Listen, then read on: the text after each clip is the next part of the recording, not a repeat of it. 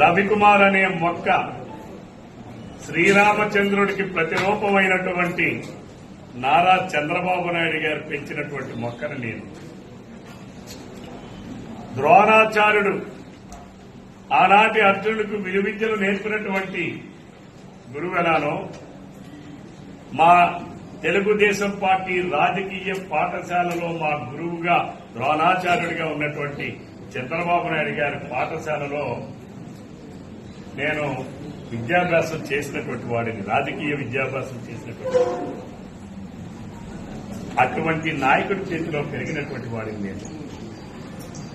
కానీ ఆ బుడుగు పార్టీ జగన్మోహన్ రెడ్డి చరిత్ర ఏంటి?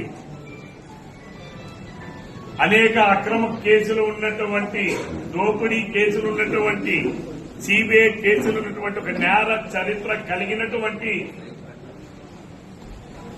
వ్యక్తి ఉన్నటువంటి పార్టీ.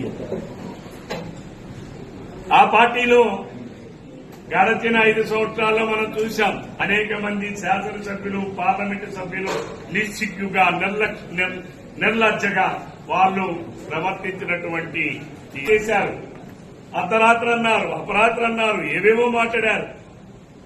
కానీ నేడవి అవాస్తవాలని చెప్పి, ఫేక్ అని చెప్పి పటాపంచలయ్యాయి. కానీ ఈ వ్యక్తి ఎవరైతే ఉన్నాడో, నేను మొన్నే చెప్పా, తోక నాయకుడు. ఈ తోకగాడు మళ్ళీ నేను చెప్తున్నా, కోన రవికుమార్ తాలూకా నీడని, నా నీడని కూడా తాకడానికి అర్హత లేనటువంటి వ్యక్తి ఎవరైనా ఉన్నాడంటే ఆ వ్యక్తి.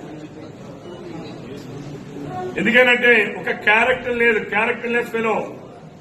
ఆడబిడ్డల్ని గౌరవించాలి అనేటటువంటి ఇంగిత జ్ఞానం కూడా లేనటువంటి వ్యక్తి.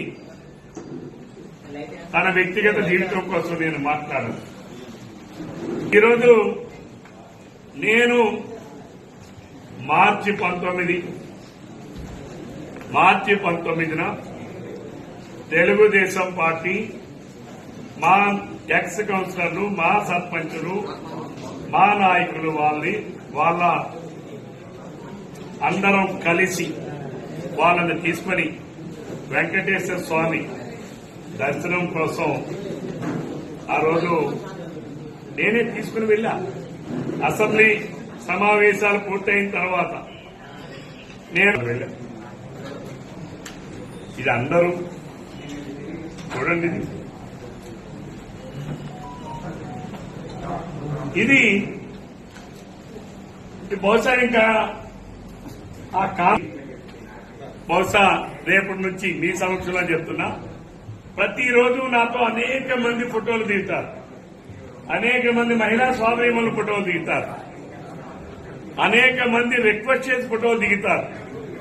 నేను పెళ్లికి వెళ్లినప్పుడు వెనకెవరో మహిళా మనులు ఫోటోలు తీసుకుంటారు.